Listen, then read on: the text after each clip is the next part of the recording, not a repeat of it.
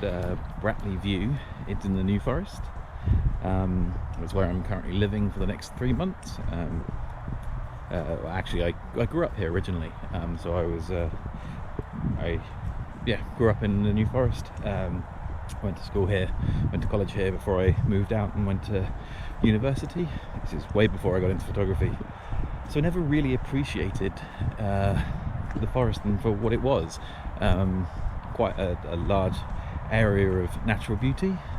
There are lots of compositions, but also it's quite difficult to get a really good photo. It's a beautiful area, but the problem with beautiful areas is that there's always so much going on, so much in an image, and it's just difficult. It's just difficult about minimizing the distractions in your image. So anyway, it's sunset. I'm here at a place called Bratley View, which I think might actually be better at sunrise, especially if there's fog and some mist hanging around. But I thought I would see what I can get, really. So some of you may or may not know, but the New Forest is famous for its deer, famous for its ponies as well. But this was set aside, I believe, by William the Conqueror as a hunting ground, hence the New Forest. Only 1,000 years old, pretty new. But so we just trying to find something that's going to work. That's why I think autumn looks brilliant in the forest. It really does, because you've got the orange fern and bracken. Ah yes, I forgot that the road cuts across.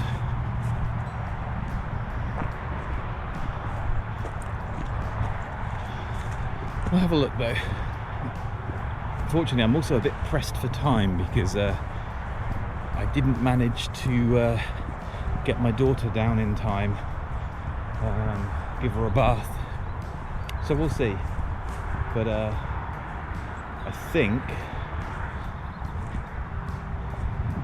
think we're gonna have to risk it. We're gonna go over the road. As you can see here, we'll come over this road, and I'll see if I can get a composition the other side of that tree. Oh, came across all salted. It's lovely at sunset. I really like it. The colours. And the thing is, even I can see the reds and the greens. I'm red-green colourblind. So now there's that, but really what I want, let's walk around this tree and we'll see if I can see what sort of composition, but that's ideally what I want. I also picked up a new camera, so as some of you who know me on Twitter may have heard, I'm moving to Australia, or back to Australia. So as I said, I grew up in the forest, but lived in Australia for a fair bit. We're moving back. Wife's Australian, daughter's Australian, family's all over there, so yeah, we're moving back there. But before we do, as I said, I'm living in the forest, but I had to send all of my cameras over, which, you know, a bit of a bummer. Just meant I had to buy a new camera, didn't it? So I ended up finding a Bronica ETRS online for a fairly good price, actually, especially as they're increasing dramatically in price. So yeah, I was pretty happy. 2 film backs, missing one dark side, which makes the second film back kind of useless at this stage, but just need to get another dark side. It'll be fine. We'll see. So I'm going to set up and then I'll speak to you in a second once I've set myself up.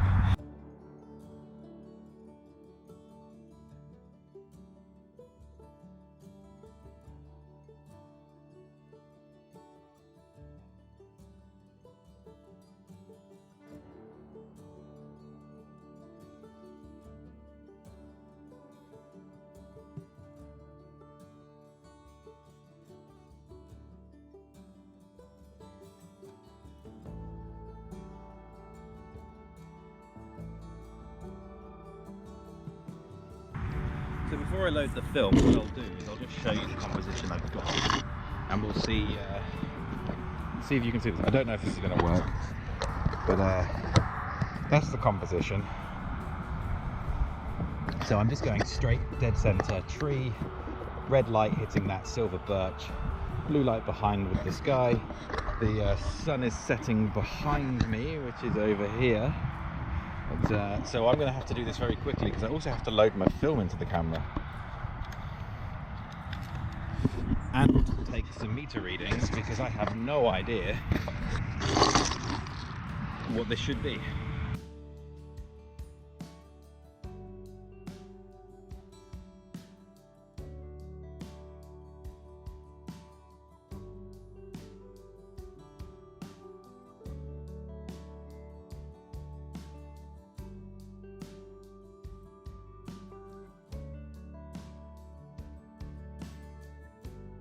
Metered for the highlights, 1/125, f8, Velvia 50.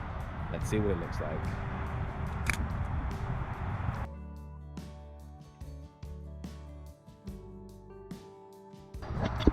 The classic. God, that feels good.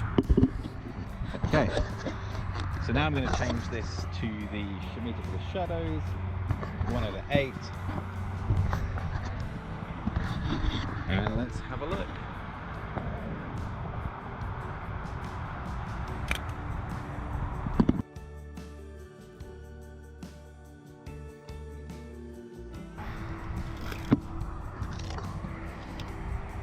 Now we should probably find another composition somewhere. It's a beautiful sky coming through, but I'm hoping that the sky is really going to change colour.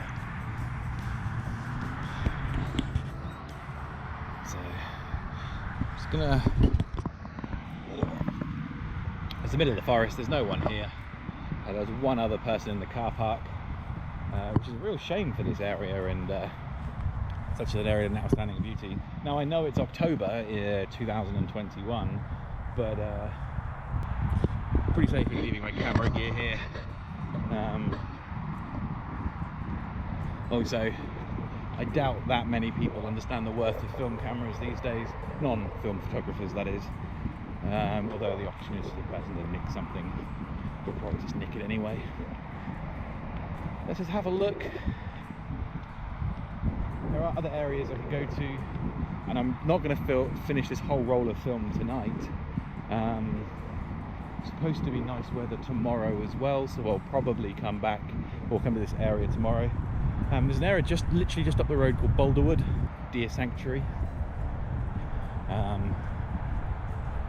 which is have managed in the past to get some nice digital photos in that area, but we're losing the light at the moment, and I think there's possibly another tree over there which might work. So I'm going to pause you for a bit, and then I'll come back when I've managed to run myself silly because I'm unfit and overweight and trying to race this light. So I'll see you in a minute. So here's another composition. I'm going to do two again, one for the highlights, one for the shadows. Now this says shadows 1/15. Now let's see if you can see that. Now bear in mind that the image is reversed because it's a because of the prism. So yeah, basically what I'm going to do here is I want to get some of this red on the side along with the tree, and then some of the blue in the sky or purple that I think that the Velvia is probably going to render it as, and we'll see what it looks like. Again, f8, we're on Velvia 50, 1/15, and now we'll try again and we'll go 1/60 this time for the highlights.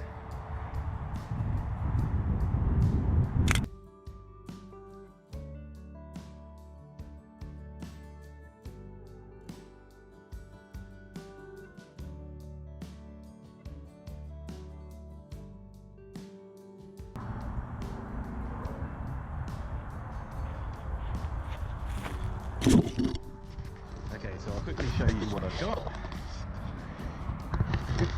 That's what we're looking at. Now it tells me 1/30 for the puddle, and then 1/250 for the sky. Yeah. Again, let's go with the sky first. So now this doesn't look that straight, so let's also I'm also going to straighten up the horizon.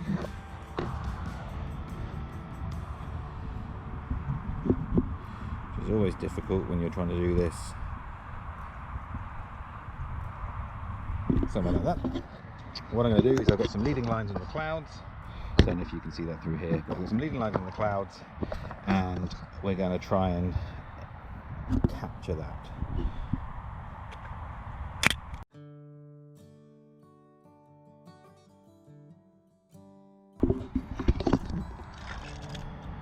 Now we'll try for the shadows.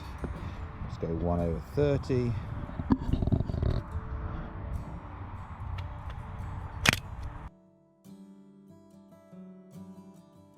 Okay, that's 6 images in the bag.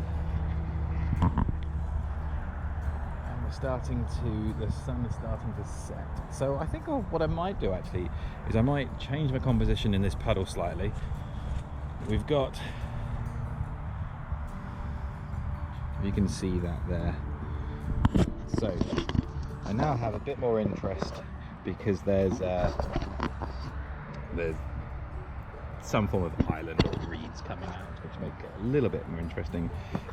We've slightly obscured the sun, and now the clouds coming dead center above us. So let's give this one a go. I'm going to try 3 exposures with this. So we're going to go 1/250 for the sky.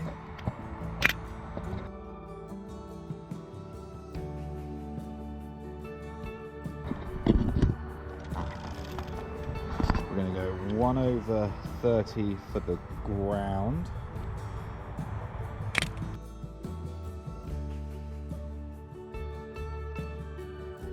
And then I'm going to split the difference. So 1, 2, 3, 1, 2, we'll go with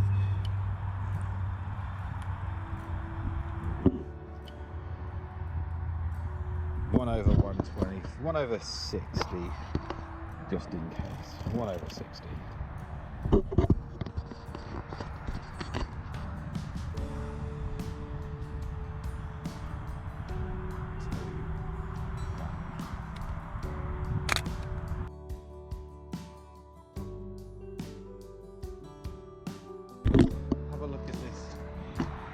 Composition looking back. Now this moon is out as well now. Well, it's a little crescent moon. This may work, may not. So.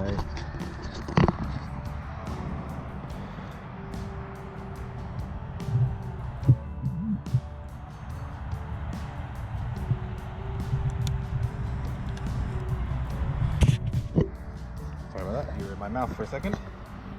Okay, so again, I'm going to meter, so I'm going to straighten you up.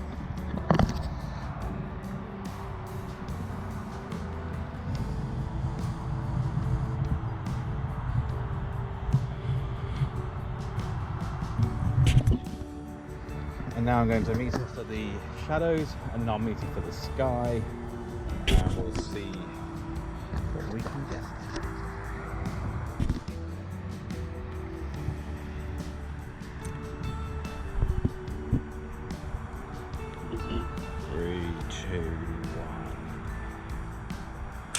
Now, then we'll do 1/2 for the ground,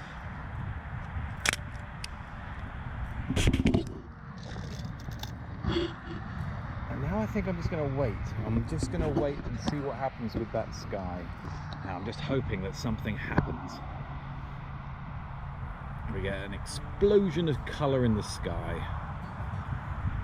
May not. I also don't have any filters, unfortunately. They're also on their way to Australia, so who knows what's going to happen.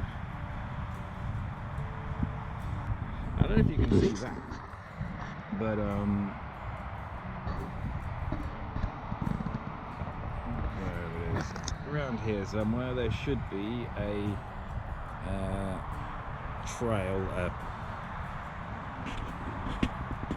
sky trail, chemtrail, or whatever, the plane, whatever they're called, contrail, that's the word. And we'll see if that comes out.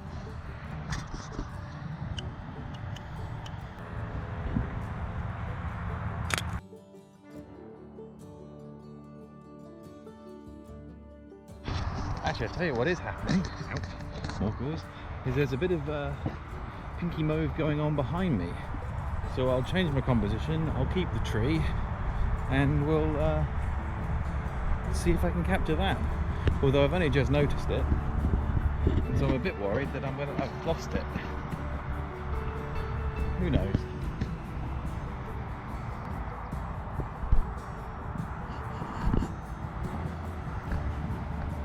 They're about as strong as I think it's going to get.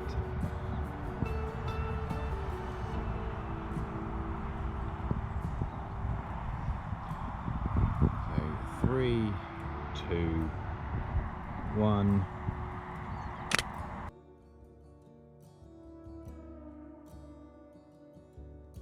Well, the sun has set, it's below the horizon, and that area next to the tree there hasn't really got much brighter or more vivid. So I think, well, I've got one shot left. So we'll let's go the other side of this tree. See if we can expose for this red sky, or the orangey sky you can see behind me. Look at that. It's pretty nice. And we'll call it a night. For this composition, I don't really mind. This is the sort of thing I'm going for. So I don't really mind what that there's. I'll just use the meter for the sky, and that's it. Let's just go 1/8 f8 Velvia 50. 3, 2, 1, and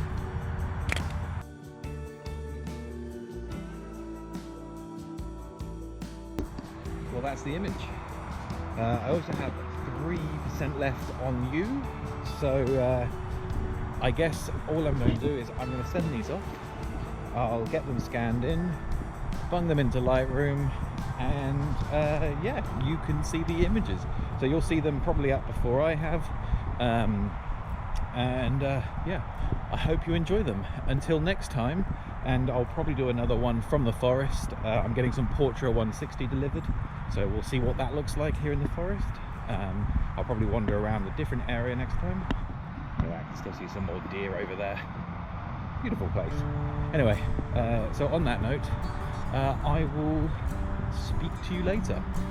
Okay guys, thanks for watching, and if you liked it, please hit the like button, please subscribe, and yeah, I will speak to you soon. Okay, bye.